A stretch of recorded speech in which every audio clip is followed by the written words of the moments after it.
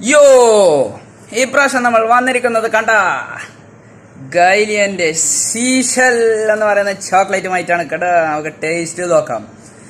ഇത് കണ്ടിട്ട് എനിക്ക് ടേസ്റ്റ് ചെയ്യാതെ നിൽക്കാൻ കഴിയുന്നില്ല. എന്താ എന്താ ഫിനിഷിംഗ് ടച്ച്. ബെൽജിയത്തിന്റെ ഗൈലിയൻ എന്ന് പറയുന്ന ചോക്ലേറ്റ് നമുക്ക് ടേസ്റ്റ് നോക്കാം. First byte.